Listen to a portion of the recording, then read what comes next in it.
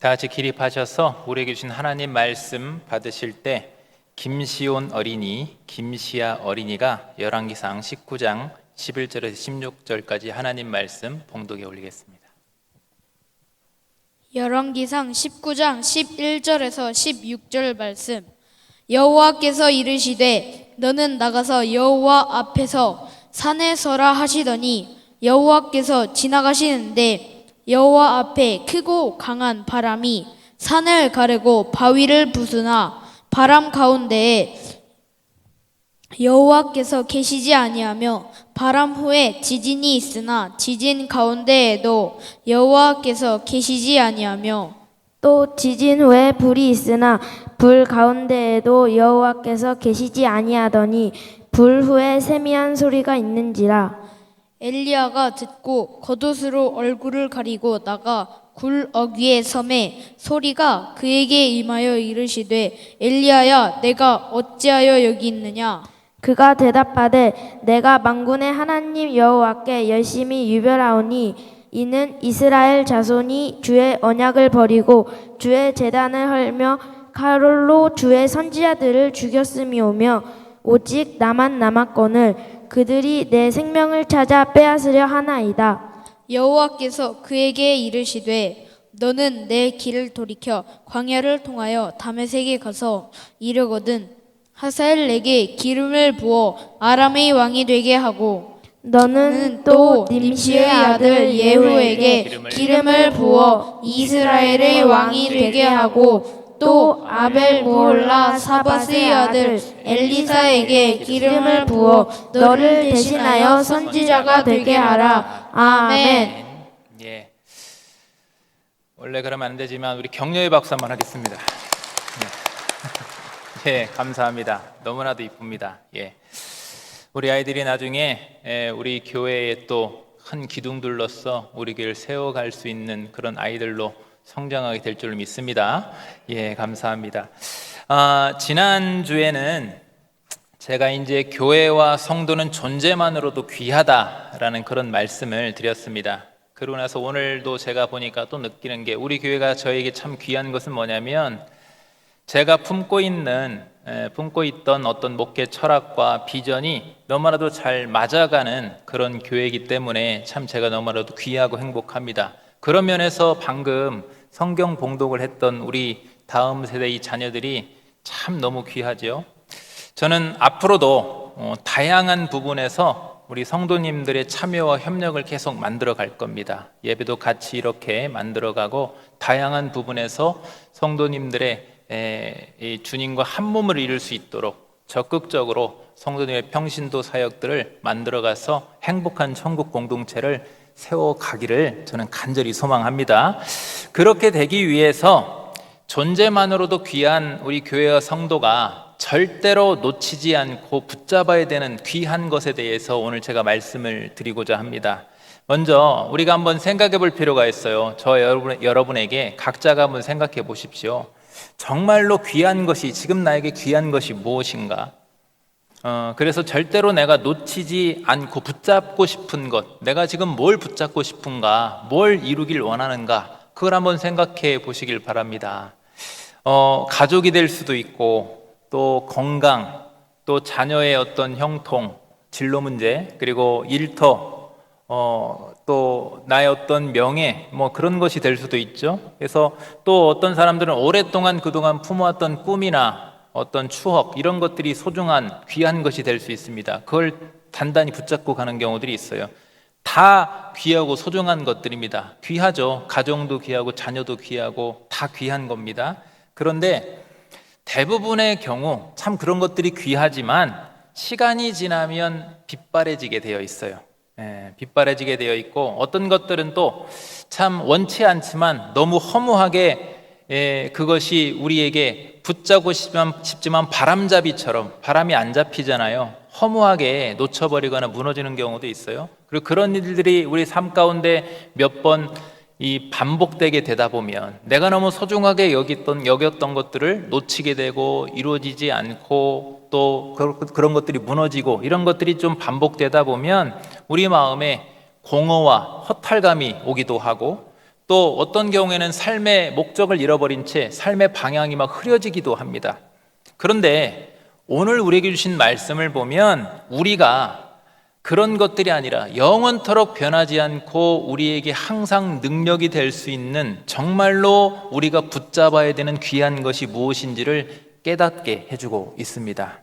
그러므로 오늘 주신 이 말씀을 통해서 진정으로 귀한 것들을 여러분 모두가 단단히 붙잡게 되셔서 정말로 의미 있고 행복한 신앙생활과 여러분의 삶이 될 수 있기를 주님의 이름으로 축복합니다. 첫 번째는 우리에게 귀한 게 뭐냐면, 진정으로 귀한 것은 하나님의 임재가 진정으로 귀하다라는 거예요. 오늘 본문에 보면 11절에 이렇게 말씀합니다. 여호와께서 이르시되 너는 나가서 여호와 앞에서 산에 서라 하시더니 여호와께서 지나가시는데 라고 합니다. 엘리야 앞에요. 그러니까 엘리야 앞에 지금 하나님께서 임재하신 겁니다. 그런데 이 임재가요, 엘리야가 지금 좋은 상황에서 하나님이 임재하신 것이 아니에요. 엘리야는 지금 영적으로 완전히 지쳐서 모든 것을 다 포기해버린, 놓아버린 상태입니다. 그런데 엘리야에게 우리가 생각할 때 엘리야는 엄청난 위대한 선지자인데 엘리야에게 이런 실패와 포기가 어울릴 것 같지 않다고 생각할 수도 있어요. 왜 그렇습니까? 엘리야 이 사역을 보면 정말로 역동적이고 정말로 너무나도 멋있는 내용들이 많이 있습니다. 특히나 당시 북이스라엘의 이 불신앙으로 인해서 하나님은 그들에게 3년간 비를 내리지 않는 기근을 주셨어요. 하나님이 그들을 벌하신 거죠. 그때 이제 바알 선지자 450명과 영적 대결을 할 때 너무나도 멋지게 승리를 합니다. 그 내용을 보면 우리 본문 앞에 18장에 보면 22절이 이렇게 나오죠. 엘리사가 백성에게 이르되 여호와의 선지자는 나만 홀로 남았으나, 한 명이에요. 선지자는 나 혼자 남았는데 바알의 선지자는 450명이로다. 여러분, 수치상으로 1대 450명은 너무 큰 차이입니다. 이건 싸움이 안 되는 수치예요. 그런데 우리 이 엘리야는 모든 수치와 한계를 뛰어넘어서 역사하시는 전능하신 하나님을 향한 남다른 믿음의 열심이 남달랐다라는 겁니다. 전능하신 하나님. 그래서 450대 1이라는 이 말도 안 되는 불리한 상황에서도 담대히 영적 싸움에 임하고 있는 거예요. 여러분, 지금 이 시대는 숫자가 중요할 수도 있지만 그보다 더 중요한 것은 전능하신 하나님을 향한 남다른 믿음인 줄로 믿으시길 바랍니다. 그래서 이제 영적 싸움을 하는데, 영적 싸움을 어떻게 합니까? 18장 23절에 보면 그런즉 송아지 둘을 우리에게 가져오게 하고 그들은 송아지 한 마리씩을 택하여서 각각 각을 뜹니다. 송아지를 이렇게 이제 쫙 잘라내죠. 그래서 나무 위에 놓고 불은 붙이지 말며 나도 송아지 한 마리를 잡아 나무 위에 놓고 불은 붙이지 않고. 이게 무슨 말이냐면 제단 위에다가 송아지 2마리를 놓고 각을 뜬 다음에 거기에 진짜 신이 누군가 불을 한번 붙여보자라는 거예요. 불이 일어나면 그게 진짜 신이다, 누가 참 신인가에 대한 대결을 하는 겁니다. 이제 제단에 불을 붙이기 위해서 먼저 450명의 바알 선지자가 아침부터 정오까지 바알의 이름을 막 중얼중얼 불러요. 중얼중얼 바알 바알 바알 막 이렇게 막 부르짖습니다. 그걸로 안 끝나요. 칼과 창으로 자신의 몸을 자해하면서 막 학대하면서 피를 내고 막 이렇게 합니다. 그러면 하면 바알신이 움직일 수 있겠다 이거죠. 그런데 능력이 나타났습니까? 안 나타났습니까? 아무런 능력이 나타날 수 없죠. 그건 사람이 만든 우상이니까. 그런데 이제 이 엘리야가 드디어 딱 나설 차례인데 엘리야는 어떻게 싸울까요? 확률을 더 낮춰버립니다. 불이 붙을 수 있는 확률을 완전히 낮춰버려요. 불을 붙이게 하려면 나무가 말라야 되잖아요. 근데 그렇게 하지 않아요. 18장 32절과 33절에 보면 왜 확률을 낮추는지 보세요. 그가 누구의 이름을 의지합니까? 여호와의 이름을 의지하여 그 돌로 제단을 쌓고 제단을 돌아가면서 곡식종자 2세알을 둘 만한 도랑을 만들었다 했어요. 근데 도랑에다 뭘 하는지 보세요. 33절에 보니까 또 나무를 버리고 송아지의 각을 떠서 나무 위에 놓고 이르되 통 넷에 물을 채우다가 번제물과 나무 위에 부으라 하고. 여러분, 이상하죠? 엘리야의 승리를 위한 계산법은 뭐냐면요, 여호와 하나님의 이름이라는 계산법입니다. 저 여러분에게도 이런 계산법이 있기를 소망합니다. 엘리야는요, 그래서 여호와 하나님의 이름이라는 계산법을 붙잡기 위해서 인간적인 방법으로 가능할 수 있는 승리 확률은 완전히 낮춰버려요.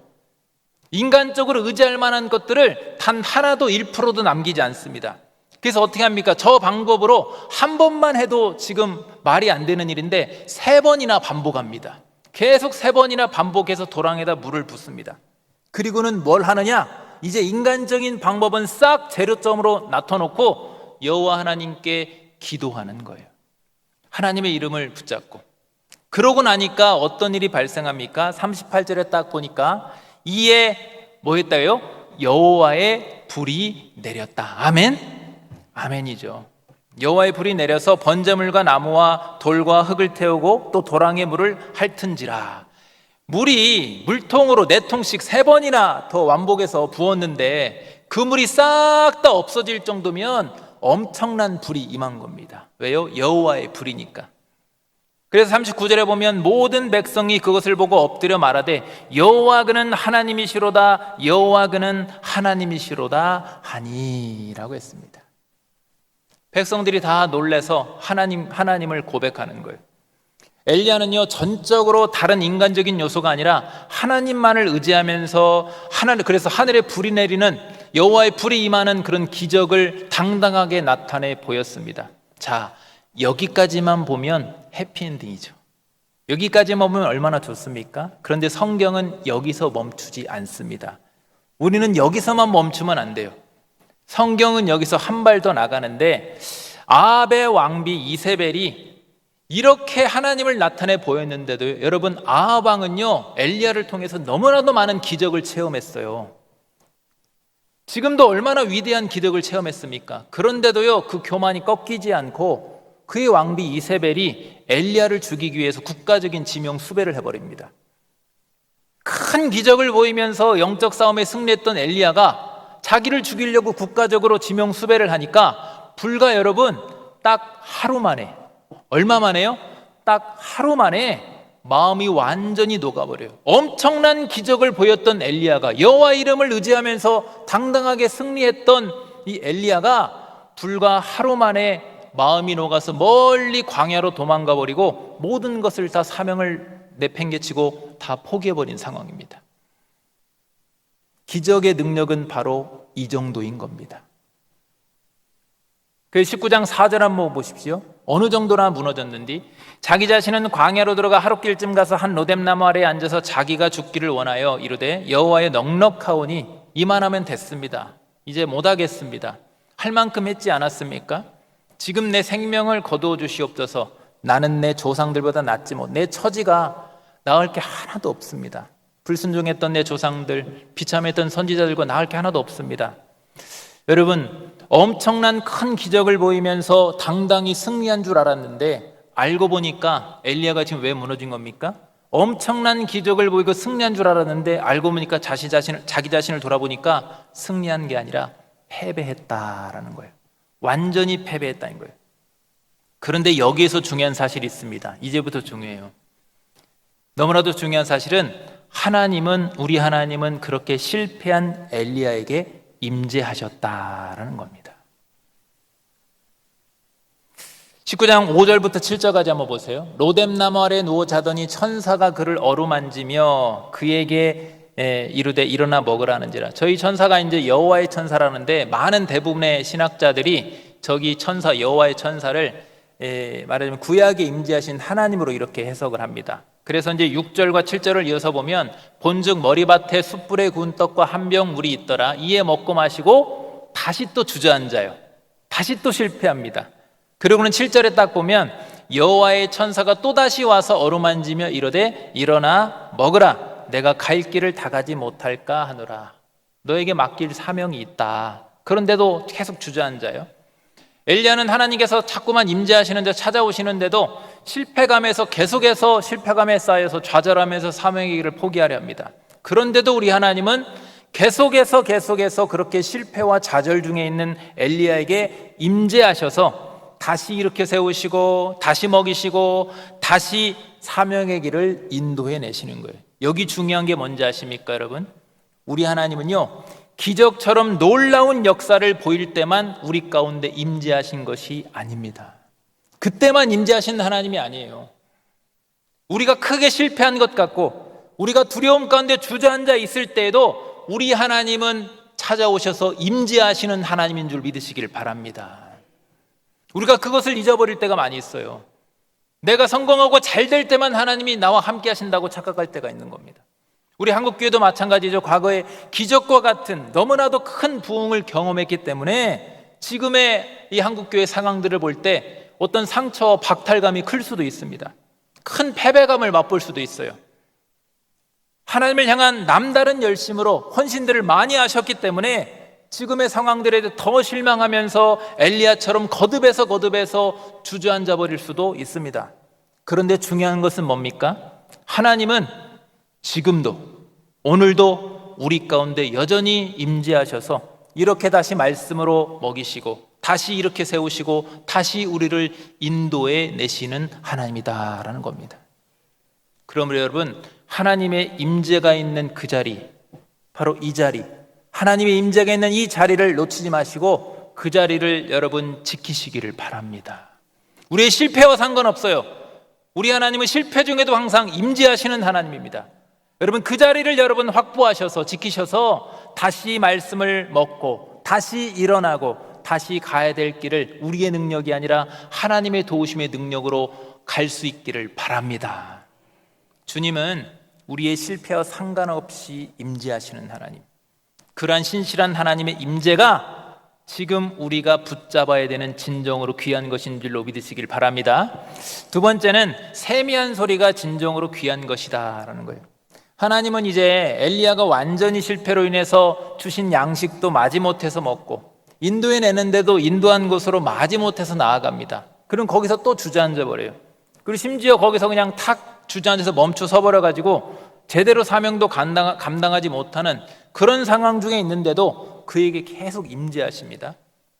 그런데 이제 하나님의 임재에도 불구하고 거듭해서 엘리야에게 찾아오시는 하나님의 임재와 그런 중에도 계속 주저앉아 버리는 이 엘리야를 보면요, 우리의 신앙 상태도 똑같아요. 비교해서 우리가 적용해 볼 수 있어요. 한번 6절부터 보면요, 본즉 머리맡에 숯불을 구운 떡과 한 병 물이 있더라. 이에 먹고 마시고 다시 누웠더라. 이게 무슨 신앙입니까? 은혜 받았는데 다시 또 그냥 금세 주저앉아 버리는 신앙인 거예요. 그리고 7절에 여호와의 천사가 또다시 와서 어루만지며 이르되 일어나 먹으라. 내가 갈 길을 다 가지 못할까 하노라 하는지라. 8절에 이에 일어나 먹고 마시고 그 음식물의 힘을 의지하여 라고 했어요. 그러니까 이게 무슨 말씀이냐면 힘이 없어요. 영적으로 자꾸만 주저앉아요. 영적인 힘이 없으니까 하나님의 영적인 힘을 빌어서 믿음의 힘으로 이렇게 의지해서 나아가는 것이 아니라 음식물의 힘에 의지해서 간신히 일어나서 조금씩 움직이는 겁니다. 그리고 9절에도 한번 보세요. 엘리야가 그곳 굴에 들어가 거기서 머물더니 여호와의 말씀이 그에게 임하여 이르시되 엘리야야 네가 어찌하여 여기 있느냐. 이건 어떤 신앙입니까? 하나님이 원하는 곳에 나아가지 못하고 엉뚱한 곳에 자꾸만 머물러 있는 신앙인 겁니다. 하나님은 내가 빨리 그곳에 나아가서 사명 감당하길 원하는데 자꾸만 그 방향이 아니라 다른 방향에 가서 그냥 주저앉아 버리는 거죠. 이러한 신앙. 그리고 또 10절에도 보면 엘리야 같은 위대한 선지자도 어떻게 하는지 보세요. 영적으로 이 주저앉아 버리니까 그가 대답하되 내가 만군의 하나님 여호와께 열심히 유별하오니, 원망하는 겁니다. 내가 신앙생활 잘하다 하나님 이렇게 됐습니다. 내가 열심히 헌신했는데 남은 건 이거밖에 없습니다. 이렇게 되는 거예요. 이는 이스라엘 자손이 주의 언약을 버리고 주의 자전을 헐미며 칼로 주의 선지자들을 죽였으며, 내가 이렇게 된 것은 남 탓하는 겁니다. 이스라엘 백성들 때문에 그렇습니다. 오직 나만 남았거늘 그들이 내 생명을 찾아 빼앗으려 하나이다. 어떤 신앙입니까? 원망하고 변명하고 두려워해버리는 그런 신앙입니다. 여러분, 이렇게까지 영적으로 지쳐있는 사람에게 지금 필요한 것이 무엇이겠습니까? 지금 엘리야에게 필요한 게 뭘까요? 다시 하늘에서 불이 내리면, 그런 기적이면 지금 엘리야의 이 문제가, 영적인 문제가 해결되겠습니까? 우리에게도 마찬가지죠. 지금 하나님이 우리에게 당장의 기적을 보이시면 우리의 신앙이 해결되겠습니까? 다시 우리에게 부흥이 오겠습니까? 그런지 아닌지 제 말이 아니라 말씀으로 확인시켜 드리겠습니다. 19장 11절과 12절을 한번 보십시오. 여호와께서 이르시되 너는 나가서 여호와 앞에 산에 서라 하시더니 여호와께서 엘리야 앞에 지나가시는데 여호와 앞에 크고 강한 바람이 산을 가르고 바위를 부수나. 여러분, 얼마나 바람이 세면 산을 가르고 바위를 부술 만큼 엄청난 기적이 눈앞에 펼쳐져 보입니다. 그런데 그 바람 가운데 여호와께서 계십니까? 계시지 않습니까? 계시지 아니했다 했어요. 또 바람 후에 지진이 있으나 지진 가운데서도 여호와께서 계십니까? 계시지 않습니까? 계시지 않는다 했어요. 12절에도 보십시오. 또 지진 후에 불이 있으나 불 가운데서도 여호와께서 계시지 아니하시더니 불 후에 세미한 소리가 있는지라 라고 했어요. 여러분, 하나님의 뜻을 발견하셨습니까? 지금 우리는요, 불 후에, 그러니까 기적이 아닌 불 후에 저 세미한 소리에 집중해야 될 줄로 믿으시기를 바랍니다. 과거에 정말로 여호와의 불과 같은 기적을 보여줬던 우리 하나님께서 지금 이 시대는 우리 하나님이 능력이 없어서 기적으로 역사하지 않는 것이 아닙니다. 그런 것이 아니에요, 여러분. 우리 하나님은 지금 당장도 하늘의 태양까지도 멈출 수 있는 하나님인 줄 믿으시길 바랍니다. 우리 하나님은 전능하세요. 우주를 통치하시는 분입니다. 우리 하나님이 능력이 없어서 지금 기적을 보이지 않는 것이 아니에요. 그런데 기적을 통한 결과는 어땠습니까? 잠깐 하루 정도 여호와 그는 하나님이시로다라고 입으로만 백성들이 고백했을 뿐, 정확히 말하면 이거 고백이 아니라 그냥 감탄한 겁니다. 왜 감탄입니까? 진짜 신앙 고백은 삶의 변화를 가져와야 되는 거예요. 그런데 기적 이후에, 엘리야의 기적 이후에 아합 왕을 비롯해서 이스라엘 백성들은 전혀 변화가 없었어요. 그대로였습니다. 큰 기적을 보인 엘리야가 정말 큰 기적을 보였기 때문에 실패감과 좌절감도 클 수밖에 없죠. 모든 것을 포기하실 만합니다. 왜냐하면 하나님의 기적이 이 부정확한 것이 너무나도 크고 너무나도 확실했기 때문에, 크고 놀라웠기 때문에 엘리야 이게 뭐야 이렇게 할 수 있어요. 그런데 우리 하나님은 뭐라고 했어요? 말씀에 산을 가르고 바위를 부수는 강한 바람 중에도. 그러니까 엘리야 앞에 지금 하나님이 더 큰 기적을 보여줘 버리시는 거예요. 지진과 불 가운데서도 하나님은 거기 계시지 아니했다라고 했어요. 기적으로 아합 왕과 이스라엘 백성들을 변화시킬 것 같았다고 한다면, 그들이 기적을 통해 변할 것 같았다고 한다면, 하나님은요, 하늘에 내리는 불, 바람, 지진보다도 더 큰 기적으로 얼마든지 역사하실 수 있는 하나님입니다. 그러나 하나님은 거기 계시지 않았다. 우리에게 지금 당장 막 병을 고치는 어떤 능력이 나타나고, 교회 가운데 막 귀신이 막 떠나나가고, 예언으로서 미래를 막 예언하고, 예언 은사를 받아서 막 그렇게 하고, 갑자기 사업도 막 잘 되고, 그리고 막 다들 형통해서 기적처럼 막 이렇게 물질도 많아지고, 그렇게 되면 좋을 것 같지만, 우린 그렇게 되면 부흥할 것 같지만, 그런 방법은 하나님이 아닌 사람이 원하는 방법일 수 있습니다. 하나님은 그렇게 하는 것이 아니라, 눈에 보이는 기적이 아니라 주 예수를 믿으라 그리하면 너와 내 집이 구원을 받으리라 라는 이 한 구절의 이 하나님의 말씀을 통해서 사람이 변화되는 놀라운 구원의 역사가 일어나게 하는 것, 이게 바로 우리 하나님이 원하시는 방법인 줄로 믿습니다. 엘리야도 이 사실을 오해한 겁니다. 그래서 하나님께서 정말로 지금 엘리야에게 다시 알려주시는 거예요. 다시 깨닫게 해주신 거예요. 정말로 귀한 것이 무엇인지 그것을 알게 해주시는데, 불 후에 세미한 소리가 있는데, 그 세미한 소리 이후에 어떤 일이 일어난지 보세요. 19장 13절입니다. 엘리야가 그 세미한 소리를 듣고, 엘리야가 듣고 겉옷으로 얼굴을 가렸다 했어요. 그리고 나가 구록의 섬에 소리가 그에게 임하이르되 엘리야야 내가 어찌하여 여기 있느냐라고 했죠. 여러분, 불과 같은 기적이 아니라 세미한 소리를 듣고 나서 겉옷으로 얼굴을 가렸다. 왜 가렸습니까? 하나님의 임재 때문에 가린 거예요. 얼굴을. 너무나도 강력한 확실한 하나님의 임재 앞에서 하나님의 감히 자신의 얼굴을 보일 수 없기 때문에 얼굴을 가린 겁니다. 지금 엘리야는 기적이 아니라 세미한 소리 이후에 하나님 앞에 서게 된 겁니다. 여러분, 아멘 하실 준비하실 바랍니다. 하나님의 임재를 원하십니까? 강력한 임재를 원하십니까? 그렇다면 기적의 자리가 아니라 세미한 음성, 하나님의 말씀이 있는 자리에 귀를 여시고 그 자리를 붙잡으시기를 바랍니다. 그 자리를 지키시기를 바랍니다. 말씀으로 하나님의 능력, 하나님의 임재를, 말씀이 많은 하나님의 임재가 있는 그 자리를 붙잡을 때 우리에게는 소망이 있는 줄로 믿습니다. 네, 세 번째는 하나님의 세미한 음성, 그곳에 우리가 그 임재의 자리를 왜 지켜야 되느냐? 하나님의 그 말씀을 통해서 능력으로 역사하시기 때문에 그렇습니다. 그래서 말씀으로 붙잡는 하나님의 능력이 우리에게 귀합니다. 엘리야는 세미한 하나님의 음성을 통해서 하나님의 임재를 인식했어요. 그래서 얼굴을 가렸죠. 그런데 하나님 앞에 섰으니까, 하나님 만났으니까 이제는 달라져야 되는데 얼마나 연약한지 보세요. 우리가 여전히 엘리야는 그래도 두려움과 절망을 완전히 떨쳐버리지 못하고 있습니다. 우리도 그럴 때 있어요. 은혜 받았는데, 말씀 받고 은혜 받았는데 여전히 삶으로 돌아가면 여전히 우리의 처한 환경이 너무나도 강력한 겁니다. 그래서 두려움과 절망을 떨치지 못할 때가 있어요. 왜 그렇습니까? 당장에 눈에 보이는 불과 같은 기적에 비해서, 그건 딱 보이니까 우리 앞에 기적은.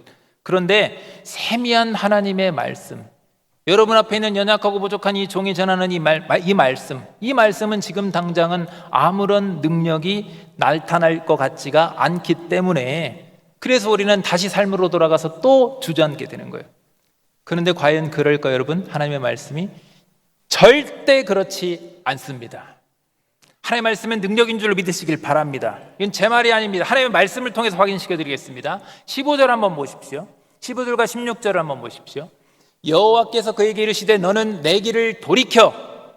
이 길이 뭡니까? 이전에 네가 기적을 추구했는데 그 기적이 아니라 세미한 하나님의 말씀을 붙들고 가라는 방향 전환인 줄로 믿으시길 바랍니다. 너는 그 방향을 돌이켜라. 그건 하나님 원하는 방법이 아니다. 이제 돌이켜서 광야를 통하여 다메섹에 가서 이르거든, 세 가지 하나님이 명을 주시는데, 하사엘에게 기름을 부어 아람의 왕이 되게 하고, 세 가지 사명입니다. 그 다음에 두 번째는 16절에 너는 또 님시 아들 예후에게 기름을 부어 이스라엘의 왕이 되게 하고, 또 아베모홀라 사바세 아들 엘리사에게 기름을 부어 너를 대신하여 선지자가 되게 하라. 자, 이 말씀은요, 15절과 16절 말씀은요, 아직 일어나지 않은 세 가지 사건을 미리 하나님께서 말씀하신 겁니다.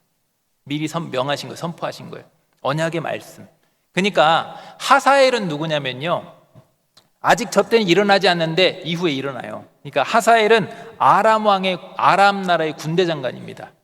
근데 이 하사엘이 왕하 열왕기하 8장에 보면 이 아람 왕을 죽이고 군사 정변으로 왕이 됩니다. 자신이. 그래놓고 왕이 된 다음에 어떻게 하냐면 아합 왕이 있는 북이스라엘을 계속 공격해서 괴롭게 합니다. 그러니까 하나님께서 이 아람의 하사엘을 통해서 아합 가문을 계속해서 심판하시는 거예요. 엘리야는 패배한 줄 알았는데 하나님은 계속해서 심판하시고 싸우시겠다라는 거예요. 그 다음에 열왕기하 9장에서 10장까지 보면 예후는요, 북이스라엘의 원래 이 장관이었는데 군사 정변으로 역시 또 무자비한 학살과 숙청으로 아합 가문, 아합 왕조 자체를 완전히 진멸해 버립니다. 아합 왕조를 다 무너뜨려 버려요. 그러니까 하나님이 바로 예후를 통해서 또 그렇게 아합 왕조를 심판하시는 거예요. 또 엘리사는 우리가 잘 알죠. 엘리사는 엘리야의 제자지 않습니까? 그래서 엘리사는 엘리야에게 하나님의 구원 사역을 이어받습니다. 그러니까 이게 무슨 말이냐면, 엘리야가 지금 완전히 패배한 것 같지만 하나님은 패배했다, 패배하지 않았다, 패배하지 않았다라는 거예요. 하나님은 계속해서 죄를 심판하시고 구원 사역을 이루어 가십니다. 그런데 어떤 방법으로 이루시는가, 어떤 방법으로 역사하시는가? 하나님의 심판과 구원 사역은 당장의 눈앞에 보이는 기적이 아니라 언약하신 저 말씀을 통해서, 그 말씀을 이루심을 통해서 역사하시는 줄로 믿으시기를 바랍니다. 당장의 눈앞에 기적을 보이는 것은요, 마귀도 얼마든지 할 수 있어요. 그러나 미리 말씀하신 대로, 언약하신 대로 이루시는 역사는 오직 전능하신 우리 하나님만 가능한 능력의 역사인 겁니다. 그리고 하나님의 그 심판과 구원 사역을 엘리야 이후에 엘리사가 이어받았듯이 선지자적인 사역을 엘리야 이후 엘리사가 이어받았듯이 하나님은 계속해서 주의 종을 세우시고 주의 종의 말씀을 통해서 역사하실 것이다 라는 그런 의미에 주신 말씀이에요. 그러므로 여러분, 말씀을 붙드는 것이 하나님의 능력을 붙드는 것인 줄로 믿습니다. 어느 교회나 어떤 신앙인이나 누구나 부흥을 원합니다. 저도 부흥을 원합니다. 꿈꿉니다. 이 자리가 가득 찼으면 좋겠어요. 아멘?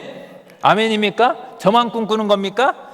우리의 능력이 아니라 하나님의 능력으로. 그런데 누구나 부흥을 원하지만 특히나 불과 같은 능력을 경험하고 너무나도 큰 부흥을 경험했던 우리 한국교회 성도님들은 그때를 너무나도 많이 지금도 추억하십니다. 그리워하세요. 그런데 어느 시대나 우리 하나님은 말씀을 통해 능력으로 역사하십니다. 이거 제 말이 아닙니다.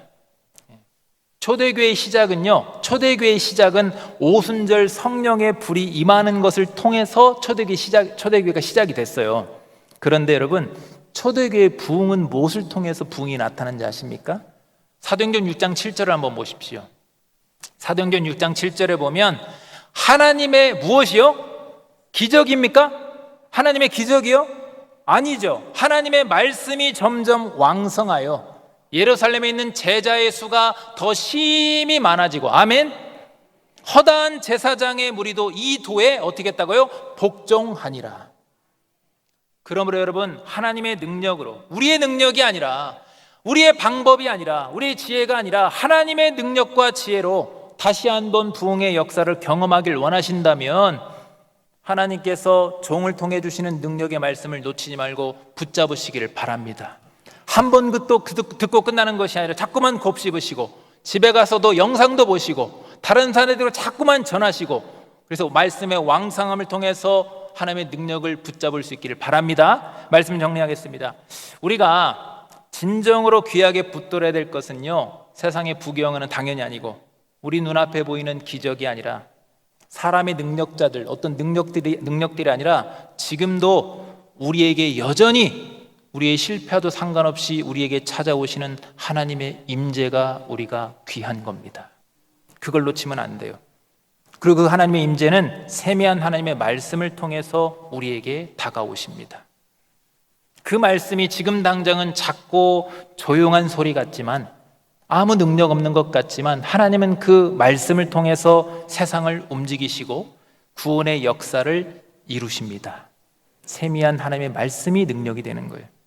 그러므로 우리에게 진정으로 귀한 하나님의 임재를 사모하시고, 기적보다 세미한 하나님의 말씀에 귀를 기울이시고, 그 말씀을 통해 하나님의 능력을 여러분 붙잡으셔서 우리 교회에 회복과 부흥의 역사가 일어나게 되시기를 주님의 이름으로 축원합니다. 기도하겠습니다. 우리에게 복을 주시길 원하시며 또 귀한 주님의 교회가 능력 있게 부흥하며 쓰임 받기를 원하시는 하나님 아버지, 오늘도 진정으로 귀한 주님의 임재와 또 주님의 기적보다 귀한 주님의 그 말씀과 그 주님의 말씀을 통한 능력을 깨닫게 해주시니 감사를 드립니다. 우리에게 주시는 진정으로 귀한 것들을 우리가 절대로 놓치지 않고 붙잡아서 우리가 아니라 하나님이 원하시는 방법으로 하나님이 원하시는 회복과 부흥의 역사를 우리가 다시 한번 만들어가기를 원하오니 성령께서 역사하여 주시옵소서. 우리와 함께해 주시옵소서. 항상 우리 가운데 임재하여 주시옵소서. 모든 예배 때마다 하나님의 임재가 강력한 임재 가운데 있게 하시며 선포되는 말씀이 우리에게 능력이 될 수 있도록 하나님 역사하여 주시옵소서. 예수님의 이름으로 기도하옵나이다. 아멘.